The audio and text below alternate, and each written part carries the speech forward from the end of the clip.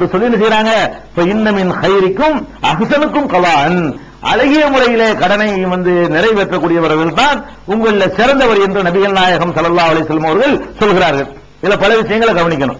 First என்னன்னு கேட்டா, மக்கள் எல்லாம் குழுமி இருக்கிற சபையில ஒருவர் கொடுத்த கடனை கேட்க முடிகிறது, கடுமையாக கேட்க முடிகிறது. இது நபிகள் நாயகத்துடைய கேரக்டர் இப்படி மக்கள்கிட்ட பழகி போயிருக்க போய் தான் கேட்க முடியுது. இல்லாட்டி கேட்க முடியுமா? சுற்றி உள்ள ஒரு சின்ன ஊர்ல போய் சித்திரசத்தை அப்படி ஒரு கேட்டுருவாரா? கேட்க மாட்டாரு. நபிகள் நாயகம்னா உங்கள்ட்ட கேட்கலாம் என்று மக்கள் விளங்கி வைத்திருக்கிற அளவுக்கு நபிகள் நாயகத்தினுடைய அந்த எளிமை பிரசித்தமா இருந்தது. அதுக்குதான் அந்த மாதிரி கேட்கிறாரு. கொஞ்சம் கடுமையாவும் கேட்டுவிட்டாரு. சரி, கடுமையா கேட்டதுக்காக வேண்டி நீ கடுமையா கேட்டது தப்பு, உன் கடனை வாங்கிட்டு போன்னு சொல்லலாம். கடுமையாவும் கேட்டிருக்காரு, நீ கடுமையாவும் கேட்கக்கூடாது, நீ கொடுத்த கடன் தானே வேணும், வாங்கிட்டு போ என்று சொல்லலாம். கடுமையா கேட்டதை மற்றவர்கள் கண்டிக்கும் பொழுது அவங்கள போய் கண்டிக்கிறாங்க நபிகள் நாயகம் ஸல்லல்லாஹு அலைஹி வஸல்லம். நீங்க எப்படி அவங்களை கண்டிக்கிற? அவர் கொடுத்தவர் தானே கேட்கிறார், வேற யாரு கேட்கிறா? அவர் தானே கடன் வாங்கியிருக்கிறார் என்று சொல்லி அவர் கடுமையாக தன்னை திட்டியதை நியாயப்படுத்தி ஒரு ஆர்குமெண்ட் பண்ணுவாராங்க. என்ன ஒருவர் திட்டாருன்னு சொன்னா நான் அவருக்கு சார்பா நான் வாதிடுவேனா? வாதிடுறாங்க. தன்னை ஏசியவருக்கு ஆதரவாக வக்கீலாக அவர்கள் வாதிடுகிறார்கள்.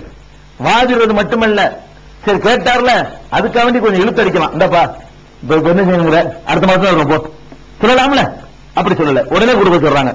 அதையும் கொடுக்க சொல்லும் போது கூட பெருசுதான் இருக்குங்கிறாங்க. உடனே என்ன சொல்லிருக்காங்க நபிகள் நாயகம்? பெருசுதான் இருக்கு, சின்னது கிடையாது, அதனால கொஞ்சம் கூட ரூபாய் கொடுத்து வாங்கிட்டு போ அப்படி சொல்லிருக்கலாம். இவர் பேசின பேச்சுக்கு அப்படி செஞ்சா நியாயம் தான், அது கூட கொடுத்துறாங்க. அந்த திட்டுனது உள்ளத்துல எல்முனை இருந்தா கூட இப்படி திருப்பி கொடுப்பாங்களா? அதாவது ஃபார்மாலிட்டிக்கு சபையில வச்சு சொன்னாங்க நீங்க நினைக்கலாம், ஃபார்மாலிட்டிக்கு சொல்லி இருந்தா திருப்பி கொடுக்கும் பொழுது அவங்க 75 ரூபா அளவுக்கு வாங்கிட்டு 100 ரூபா அளவுக்கு திருப்பி கொடுப்பாங்களா? இந்த மனிதர்களுடைய உள்ளத்துல கொஞ்சமாச்சு இது பாதிச்சிருக்கான்னு பாருங்களேன். இவ்வளவு கடுமையா ஒருத்தர் கேட்டதுனால, இந்த கடுமையா கேட்டார், இவருக்கு என்னமா ஒரு வகையில ஒரு கோளாறு பண்ணணும் என்றுதானே நம்ம எல்லாம் நினைக்குவோம். எல்லா மனுஷனும் அப்படித்தான் நினைக்குவான். ஏன் இந்த மனிதர் நினைக்கல? அதனாலதான் மாமனிதர் இருக்கிறோம். அதனாலதான் உலகமே போட்டிருக்கிற தலைவராக நம்ம உங்களை ஏற்றுக்கொண்டிருக்கிறோம். 150 கோடி முஸ்லிம்கள் உயிரை வச்சிருக்கிற காரணம் என்னன்னு கேட்டா, இவர் எந்த மனிதனுக்கும் தொந்தரவு பண்ணு, எந்த துறை எடுத்தாலும் இப்படியா, இப்படி எல்லா வகையிலையும் பர்ஃபெக்டா இருக்க முடியும். 4 குணத்துல நல்லவரா இருப்பார்னு புத்தகம் போடலாமே தவிர எதை எடுத்தாலுமா பர்ஃபெக்டா இருக்க முடியும்? எதை எடுத்தாலும் 100%, எதை எடுத்தாலும் இப்படி முழு அளவுக்கு பெற்றவராக இருக்கிறது என்று ஆச்சரியப்படும் அளவுக்கு நபிகள் நாயகம் ஸல்லல்லாஹு அலைஹி வஸல்லம் அவர்கள் அது மாதிரி செய்திருக்கிறாங்க. இந்த சம்பவத்தை புகாரி 2606, 2306 ஆகிய ஹதீஸ்களில் பார்க்கலாம். இது நபிகள் நாயகம் ஸல்லல்லாஹு அலைஹி வஸல்லம் அவர்களுடைய பணிவுக்கு சான்றாக இருக்கிறது. இன்னொரு சான்று கூட சொல்லலாம். பெருமானார் ஸல்லல்லாஹு அலைஹி வஸல்லம் உடைய அந்த பணிவுக்கு சான்று, பொறுமைக்கு சான்று என்னன்னு கேட்டா, நபிகள் நாயகத்துக்கு நிறைய அந்த போர்க்களங்கள்ல பொருள்கள்லாம் கிடைச்ச உடனே மக்களுக்கு பங்கு வச்சு கொடுப்பாங்க. அப்படி கொடுக்கும் பொழுது அவங்க தேவை அறிந்து கொடுப்பாங்க. அதாவது சொந்தக்காரங்க அப்படி பார்த்தெல்லாம் கொடுக்க மாட்டாங்க.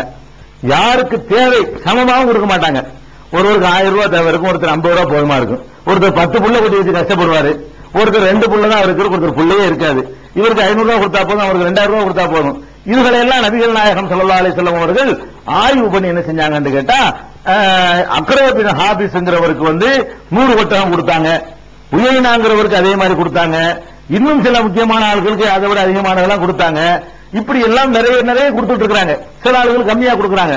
நிறைய கம்மி கொடுக்கிறது சொந்த பந்தம் அந்த அடிப்படையில் இல்ல, அவர்களுடைய தகுதி தேவை, அவங்களுடைய கொடுப்பது எந்த அளவுக்கு நல்லது என்கிற அடிப்படையில் கொடுத்துட்டு இருக்காங்க. ஒரே அளவு கொடுக்கறது இல்ல, ஒரே அளவு கொடுக்கறது சரியும் இல்ல. அதாவது சம்பளம் வேலைக்கு கூலி தான் ஒரே அளவு கொடுக்கலாம், சமமான வேலைக்கு. தேவைக்கு செய்யற உதவிகளை பொறுத்த வரைக்கும் ஒரே அளவு கொடுக்க கூடாது. யாருக்கு ரொம்ப தேவை இருக்கோ ஒரு ரொம்ப தான் கொடுக்கணும், நம்மகிட்ட இருக்கும்டா. யாருக்கு கம்மியான தேவை இருக்கோ கம்மியா கொடுத்தா போதும். இதுதான் நியாயமான பங்கீடா இருக்கும். அப்படி நபிகள் நாயகம் ஸல்லல்லாஹு அலைஹி வஸல்லம் அவர்கள் பங்கீடு செய்யும் பொழுது ஒரு ஆள் சொல்றாரு, அவங்க பேசிட்டு இருக்கிறாரு, என்னங்க இது அநியாயமான பங்கா இருக்குது, அவருக்கு கூட இருக்கு 100 இருக்கு 50, அவருக்கு 25, என்ன இது? இது சரியில்லை, இது நீதி இல்ல. ஒருத்தர் பேசுறாரு, இந்த சபையில இருந்த ஒருவர் பேசுகிறார், வல்லாஹி இன்ன ஹாதிஹில் கிஸ்மத மா உதில ஃபீஹா, இது நீதியானது இல்லை, நீதி செய்யப்படவில்லை, இந்த பங்கீடு சரியில்லை என்று தனக்குள்ள அவர் பேசிக் கொள்கிறார். நபிகள் நாயகத்திட்ட சொல்லல, அவர் பேசிக் கொள்கிறார். உடனே என்ன செய்யறாருன்னு இதை ஒரு நபித்தோழர் கேட்டுறாரு, அப்துல்லாங்கிறவங்க. அவங்க என்ன சொல்றாங்கன்னு கேட்டா, நபிகள் நாயகத்திட்ட இந்த ஆளு இந்த மாதிரி பேசுறாரு, நீங்க பங்கு வச்சத வந்து நீதி இல்லைங்கிறாரு, நேர்மை இல்லைங்கிறாரு, நீங்க ஆள் பார்த்து கொடுக்குறீங்கன்னு சொல்றாரு என்று நபிகள் நாயகம் ஸல்லல்லாஹு அலைஹி வஸல்லம் அவங்கள்ட்ட வந்து சொன்ன உடனே அவங்களுடைய முகம் அப்படி மாறுதுன்னா என்ன, நம்ம வந்து இப்படி சொல்றாங்களே, நீதிக்கு இதை எடுத்துக்காட்டா இருக்கிறோம், புலவு பரிசுத்தமா வாங்கும்போது இப்படி சொல்றாங்கன்னு உடனே அவங்களுடைய முகம் அப்படியே மாறினாலும் அதை அப்படியே மென்று முழுங்கி கடித்து கொண்டு சொன்னாங்க. என்ன சொல்றாங்க தெரியுமா? அல்லாஹ்வும் அவனுடைய தூதரும் நீதியா நடக்கவில்லையானால் வேறு யாருதான் நீதியா நடப்பா? ஏன்பா அல்லாஹ் நீதியா நடக்கிறேன்னு சொல்ல முடியுமா? நான் அல்லாஹ்வுடைய தூதர் நான் என்னை சொல்லிக்கிட்டு இருக்கிறேன், நான் நீதியா நடக்கிறேன்னா யாருப்பா நீதியா நடக்கவே?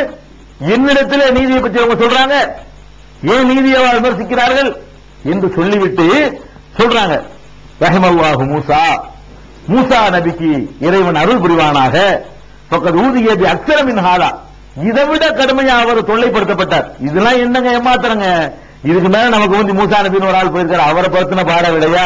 இப்ப அவர் சபர் பொறுத்து கொண்டார், நானும் பொறுத்துட்டு போறேன், இதுல என்ன சொல்லிட்டு நல்லா சொல்லிட்டு போறாங்க. போ, இதான் ஒரு ஆட்சி தலைவரை ஒரு கடுமையான ஒரு நீதியான ஒரு பங்கீட்டு அநீதியான பங்கீட்டு என்று விமர்சித்தவரை பற்றி நபிகள் நாயகம் ஸல்லல்லாஹு அலைஹி வஸல்லம் அளித்த விமர்சனம் இவ்வளவுதான்.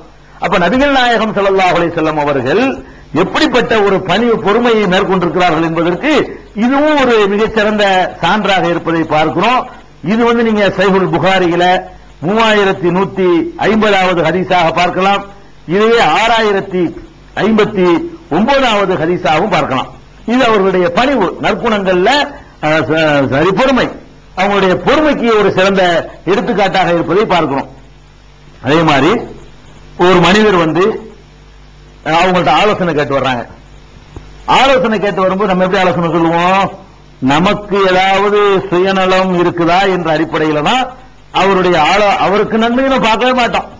நம்ம ஆலோசனை சொல்வதா இருந்தா நமக்கு ஏதாவது அதுல வந்து ஒரு நம்மள்ட்ட இந்த பால தள்ளி விடுறாருன்னு நான் ஒரு 10 லட்சம் ரூபாய் வச்சுக்கிறேன், இதை என்ன செய்யலாம் நீங்க தான் ஆலோசனை சொல்ல மாட்டேன், கேட்டா என்ன செய்வோம்? நீங்க உங்க விருப்பம் செஞ்சுக்கிறீங்க, அப்படியா என் மாமாக்கு 250 ரூபா கொடுத்து அவருக்கு என் மருமகனுக்கு தான் நம்ம சொல்லுவோம், நமக்கு வேண்டிய ஆளுங்களுக்கா கண்ணை காட்டி விட்டு போயிடுவோம். இதுதான் நம்முடைய நடைமுறையா இருக்கிறது. நபிகள் நாயகம் ஸல்லல்லாஹு அலைஹி வஸல்லம் அவங்கள்ட்ட வந்து இந்த ஆலோசனைகள் பிறருக்கு அட்வைஸ் பண்ணக்கூடிய நிலை வறுமையானால் அவங்க எப்படி நடந்துகிட்டாங்கன்னு பார்க்கும் பொழுது இப்படி பிரமிச்சு போறோம். எல்லாத்திலையும் அந்த மனுஷன் இப்படி பர்ஃபெக்டா இருப்பாரு, எதை எடுத்தாலுமா பாருங்க. ஒரு அபூ தல்ஹான்னு ஒரு நபி தோழர், இவர் தான் அந்த மதீனாவிலேயே பெரிய பணக்காரர். மதீனாங்கிற நபிகள் நாயகம் ஸல்லல்லாஹு அலைஹி வஸல்லம் அடைக்கலம் கொடுத்த ஊர்ல பெரிய செல்வந்தர் யாருன்னு கேட்டா அப்படி வருது, ஹதீஸ்ல வருது, அக்ஸருல் அன்சாரி பில் மதீனத்தி மாலன், அன்சார்கள்லயே மதீனாவாசிகள்லயே அதிக பணம் படைத்தவராக இருந்தவர் யாருன்னு கேட்டா அபூ தல்ஹாங்கிறவர்.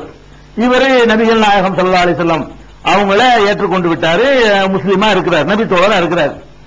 அப்ப என்ன பண்றாருன்னு கேட்டா அவருக்கு ஒரு தோட்டம் இருந்தது, ஒரு பெரிய தோட்டம்னா பேரிச்சமர தோட்டம் தான், வேற என்ன தோட்டம் இருக்க போகுது? பேரிச்சமர தோட்டம், ஒரு பெரிய தோப்புன்னு சொல்லலாம், அதை பேரிச்சமரம் தோப்புன்னு சொல்லுவாங்க. பெரிய தோப்பு இருந்தது, அந்த தோப்புல ஏராளமான பேரிச்சமரங்கள் இருந்தது. அதுல வந்து சுவையான கிணறு, நல்ல சூப்பர் தண்ணி, அதுல தண்ணி வச்சுதான் ஒரு நிலத்துக்கு மதிப்பு இருக்கிறது. அப்ப அவருக்கு வந்து ஒரு நல்ல அந்த தோப்புக்கு பேரு பைரஹாண்டதுக்கு பேரு, தோப்புக்கு பேர் வச்சிருந்தாங்க. அந்த பேருடைய தோப்புல வந்து நிறைய அழகான தண்ணி இருக்குது, சுவையான தண்ணீர்.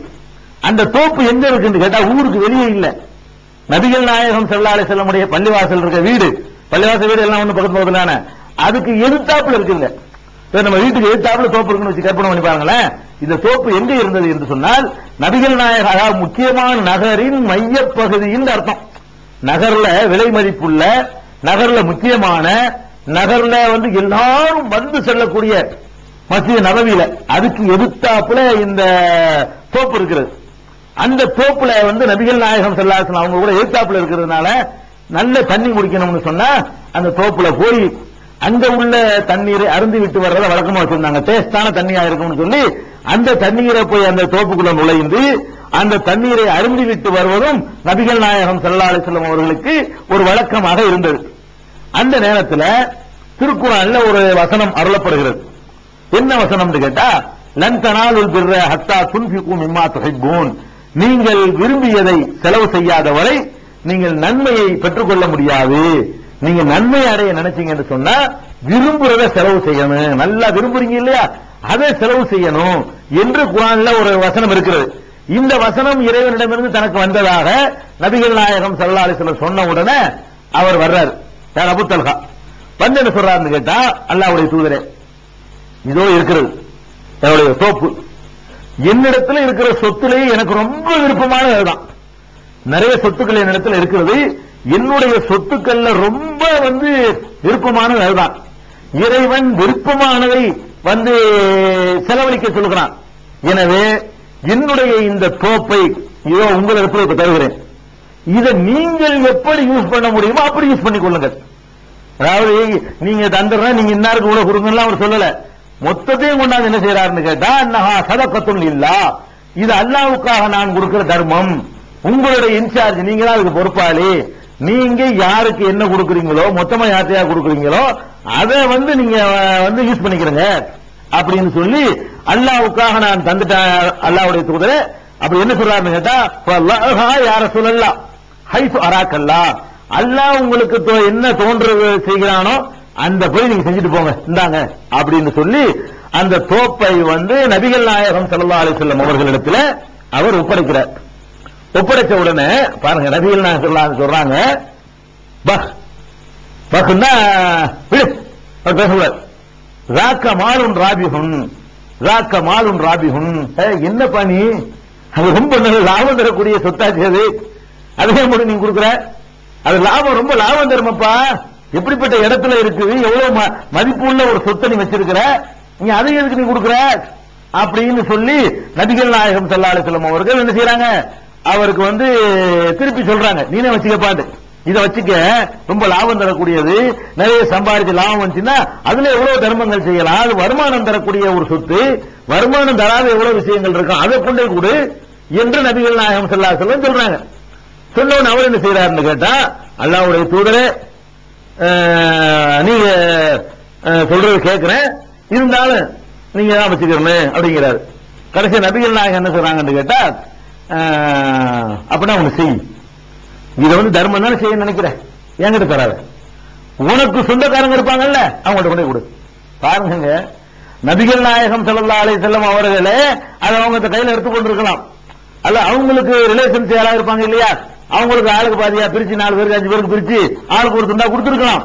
அவங்க என்ன பண்றாங்க, அவர் கேட்டு வர்றவரை ஏப்பா லாபம் தரக்கூடியதுக்கு தர்மம் செய்யற, லாபம் நான் சம்பாதிச்ச உலகத்துல நல்ல காரியங்கள் பண்ணலாம்ல, அதை நீவே வச்சுக்கலாமேங்கிறாங்க. இல்ல கொடுத்தான் தீருவேன் என்ற ஒரு பிடிவாதமா நிற்கும் பொழுது, அப்படின்னா நீ என்ன செய்யணும், உன் சொந்தக்காரங்களுக்கு கொடு அப்படின்ற உடனே நான் அபூ தல்ஹா அல்லாஹ்வுக்கு அப்படியே செய்யறேன் என்று சொல்லி அவர் அதை தன்னுடைய உறவினர்களுக்கு, தன்னுடைய சிறிய தகப்பனாருடைய புதல்வர்களுக்கு பங்கு வச்சு கொடுத்துட்டார் என்று சொல்லி சஹீஹுல் புகாரியில 1461வது ஹதீஸ்ல இதை நீங்க பார்க்கலாம். இதுல என்ன பாயிண்ட் சொன்னா, நபிகள் நாயகம் ஸல்லல்லாஹு அலைஹி வஸல்லம் அவர்கள்ட்ட ஒரு பெரிய செல்வந்தர் வர்றாரு, முக்கியமான ஏரியா இடம், நீங்க விரும்பினபடி யூஸ் பண்ணிக்கிறீங்கன்னு சொல்றாரு. அவங்க வீட்டுக்கு ஏத்தாப்புல இடம் இருக்குது, குறைஞ்சபட்சம் அது பள்ளிவாசல் கொண்டு வந்து கட்டிக்கலாம், பள்ளிவாசல் ஏத்தாப்புல தானே இருக்குது, பள்ளிவாசலுடைய சொத்தா கொடுத்துருவோம்ப்பா, பள்ளிவாசல் வச்சுக்கிறோமே என்று கூட சொல்லி இருக்கலாம். அவருக்கு என்ன நன்மைன்னு பாக்குறாங்க, பள்ளிவாசலுக்கு 1000 பார்த்துக்கலாம், அழகான லாபம் தரக்கூடியது இந்த மனுஷன் பக்தியின் பேரால ரொம்ப ஆசைப்பட்டு அப்படி கொடுக்க வர்றாரு, இவருக்கு எது நல்லது அதை சொல்லுவோம் என்று சொல்றாங்க.